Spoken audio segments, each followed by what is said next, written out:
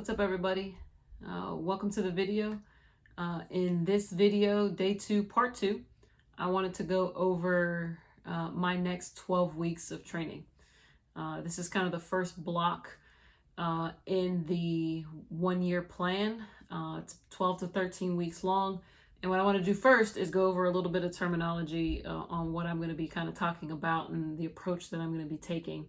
So if you don't understand exercise physiology and things of that nature, I want to talk about aerobic and anaerobic because the first block of training is going to consist of a lot of foundational building. Some of the focused technical work, weakness work, things like that are going to be saved for later on into the training plan. Right now, what I'm going to be doing is building a foundation, a very strong foundation, aerobically and anaerobically. So aerobically, you want to think like 2-mile run. Any activity that's longer than a few minutes, that's an aerobic activity. So building a base for aerobic activity, you're running, bike, rower, things of that nature. And then you have anaerobic. So when you think anaerobic, you can think something like the sprint, drag, carry, right? Some high intensity activity, usually lasting, upwards of 90 seconds, maybe even 2 minutes. So training that system in addition to training the aerobic system, that's kind of going to be the focus for the first 12 weeks. So we can go ahead and move right into the training plan itself. The primary goal for this first 12 weeks is aerobic and anaerobic mixed endurance training. So I just kind of explained what those things were. So I'll spend some time training, running, rowing, bike, things of that nature, training that system. And then in addition to that, training anaerobically. Now, a lot of things don't really hold or transfer very well over time. What do I mean by that? I mean, aerobically, I can build a huge base and foundation for my aerobic system, but it doesn't always hold very well over 6 months to a year. You have to continue to do that. Same thing with anaerobic. You can train up your anaerobic system, do like those high intensity HIIT workouts, similar to the one you saw me doing in that part 1 of the video, on the assault bike and things of that nature.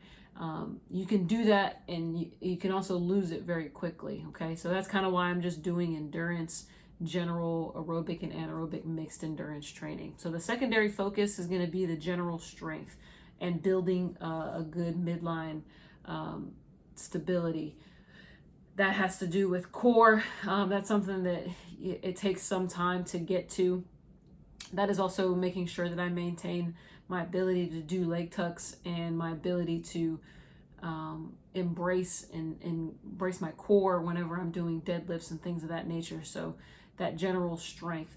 And then rehab. So tertiary is going to be continued rehab of my shoulder, in addition to shoulder stability drills and things like that I need to make sure that I'm doing so that I don't either re-injure or injure something else. So we'll move into weeks 1 through 6. Okay, so weeks 1 through 6, essentially just the first half of the training. This is what it's kind of going to look like. Of course, it's going to shift as my demands at work change or the weather and things like that.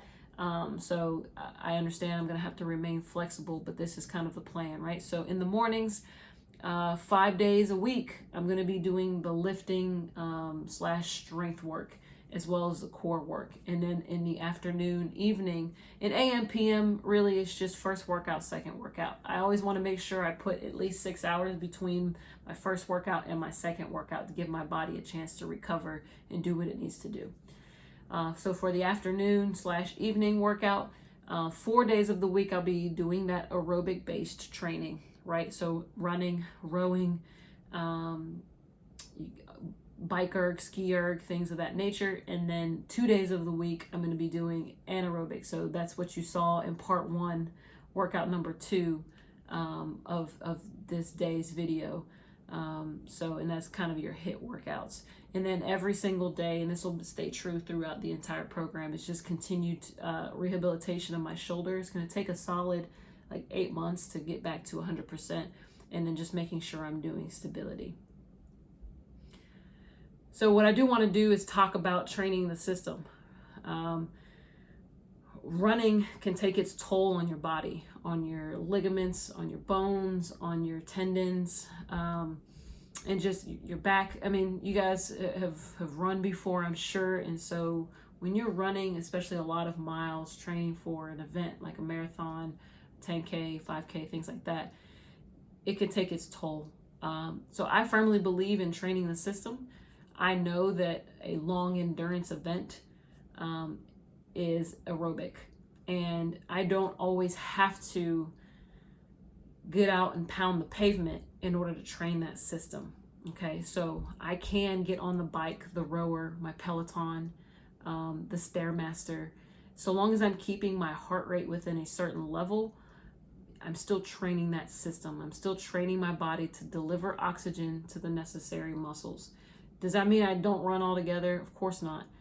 But there are days when I can take that stress off of my knees, my back, my ankles, my bones, my tendons, and things like that, and translate that same training of that system, that aerobic system, to some other event, so that I'm able to recover and be able to do this for an entire year. So I just wanted to make sure I hit on that, although running is preferable, both to me, and of course the event in the ACFT, right, 2-mile run, you can train the system as well and take a little bit of that load and stress off of your body. So I wanted to make sure I hit that. All right, so let's move into the next week. I'll spend an entire week deloading. So week 7 is just deload week, where I'm not going to do any anaerobic activity or workouts. I'm still going to do aerobic activities 4 days a week, and then I'm going to do light lifting and strength work. Next, we have weeks 8 through 12. The changes here in the morning. So instead of kind of a general strength, which is what you saw me doing again in part 1 at the beginning at good old Planet Fitness, $10 a month, can't beat it. I'm going to be doing strength, like maximal strength work and core work. It's not just kind of a general base build. I'm going to be lowering my repetitions and building on strength, actual max strength. And then the PM workout really won't change. It's going to still be that running, aerobic, anaerobic, 4 days and 2 days a week, respectively. And then, of course, still daily rehab and stability. So a couple of key things here. The first one is the marathon training that I'm going to be doing as well. So I had already signed up for a marathon on April 17th. Everything kind of falls into place with it anyway. Again, I'm going to be training that system through my workouts, through those 4 days a week anyway, with the strength workouts as well. So there is that key event in there. So you'll see me tapering off maybe a little bit when it comes to the runs and how I program the running portion of the workouts all the way up until April 17th. And then number 2, machine-based workouts. So what you saw in the first workout video at Planet Fitness, I've never really been a fan of machine-based training or strength building. But once I injured my shoulder, I needed that stability in the machine in order to make sure I'm effectively like moving correctly and there's not a lot of instability. And that way I could still work on my strength without potentially injuring myself.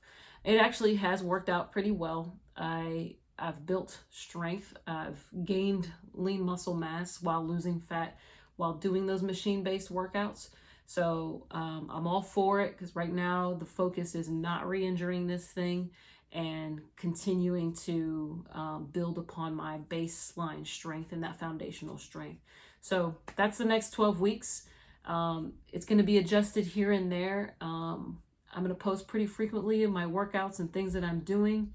I'll put in some specific things in there, like running guidance. I used to run a run clinic down in Hawaii.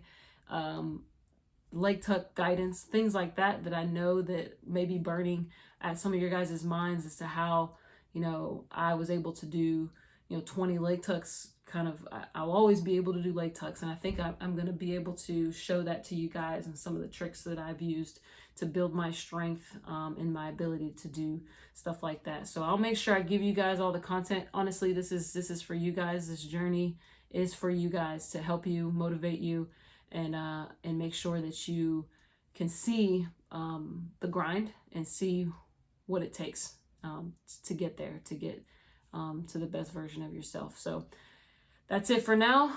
Stay tuned for day 3's video, and I'll see you guys in the next one.